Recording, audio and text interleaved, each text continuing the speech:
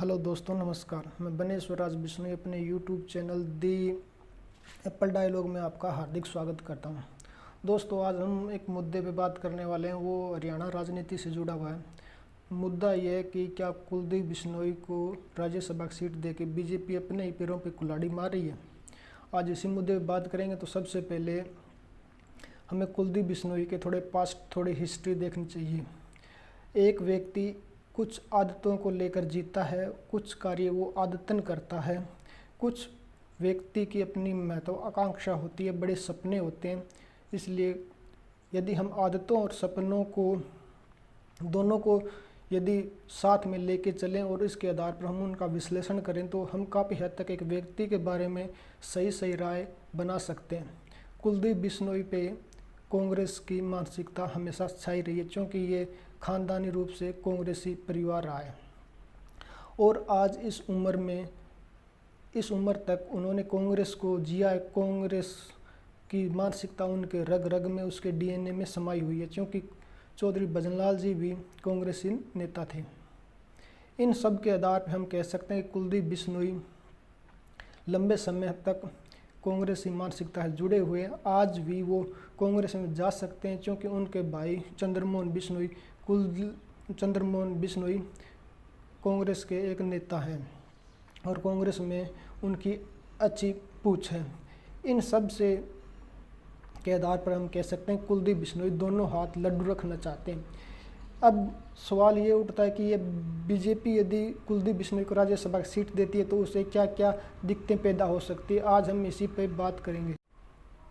दोस्तों, कुलदीप बिश्नोई हमेशा मौका पर राजनेता रहे। उन्हें जब जिस पार्टी में जहाँ भी थोड़ा बहुत सीएम पद के दावेदारी का लगता है कि मुझे वहाँ सीएम पद मिल सकता है, वो उसी तरफ चले जाते हैं। वो चाहे कांग्रेस हो और चाहे बीजेपी या कोई अन्य, जहाँ भी उन्हें उम्मीद हो। जैसे कि उन्होंने बसपा के साथ भी एक बार गठबंधन किया था, इस उम्मीद में कि मुझे सीएम पद मिल जाएगा। हरियाणा में आज पहले जैसे हालात नहीं है। सोशल मीडिया के इस ज़माने में हर एक व्यक्ति के पास जब सोशल मीडिया, स्मार्टफोन है और हर तरह से वो अपडेट रहता है, तो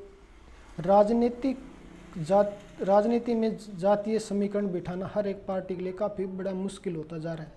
हरियाणा में बिश्नोइयों की जो आबादी है वो लगभग 1% के आसपास है, क्योंकि जो पिछली जनगणना हुई थी 2011 में, उसके आधार पर लगभग 1% से थोड़ा कम जनसंख्या है और 2021 में कोरोना की वजह से जनगणना नहीं हो पाई थी।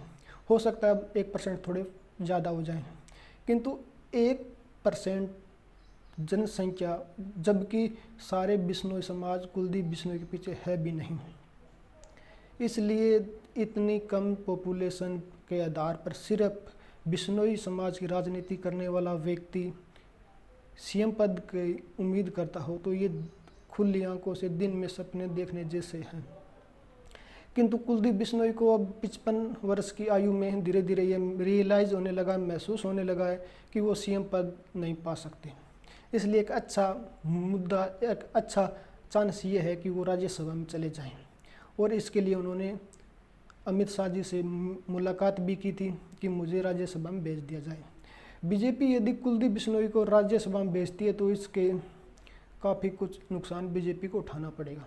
सबसे पहला नुकसान तो ये कि कुलदीप बिश्नोई जैसे ही राज्यसभा की टिकट मिलेगी तो आने वाले विधानसभा चुनाव में वो अपने बेटे और अपनी पत्नी के दोनों के लिए विधानसभा टिकटें मांगेंगे।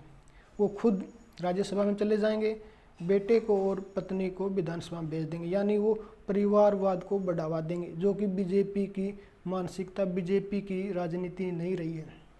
बीजेपी हमेशा से छोटे छोटे कार्यकर्ता को बड़े से बड़ा पद देने में जरा भी नहीं हिचकिचाती, किंतु कुलदीप बिश्नोई बगैर कुछ किए, क्योंकि मैं अपने एक पहले वीडियो में बता चुका हूँ कुलदीप बिश्नोई का कैसे जो कोर वोट है वो उनसे दूर होता चला जा रहा है, क्योंकि उनका अपना कोर वोट है नहीं और जो है वो भजनलाल जी का और कांग्रेस का था।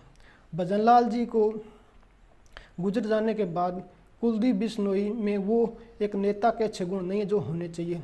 सबसे बड़ा उनका इगोस्टिक स्वभाव, जनसंपर्क की कमी और ज़रूरत से ज़्यादा महत्वाकांक्षी होना।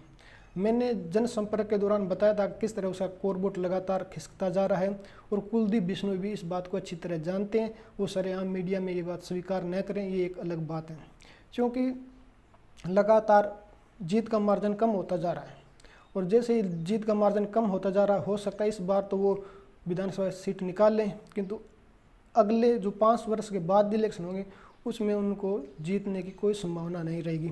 और समय के साथ हालात, परिस्थितियाँ कितने जल्दी राजनीति में करवट लेती है, इसके बारे में पूरा अनुमान लगाना हर किसी के लिए संभव नहीं है, और जो कोई लगाते हैं एक तरह से वो समय के साथ गलत सिद्ध होते हैं। बाई चांस यदि सही सिद्ध हो जाए तो वो अलग बात है।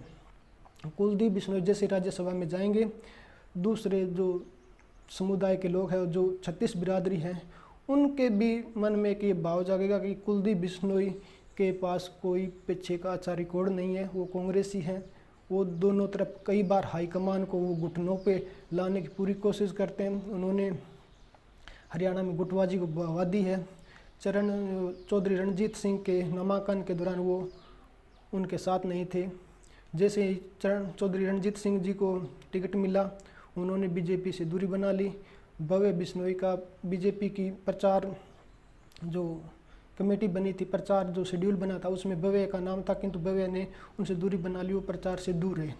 उसके बाद उनकी नाराज़गी को दूर करने के लिए सीएम नायब सैनी जी उनसे मिले। उन्होंने भव्य को हरियाणा भाजपा युवा मोर्चा का अध्यक्ष बना दिया।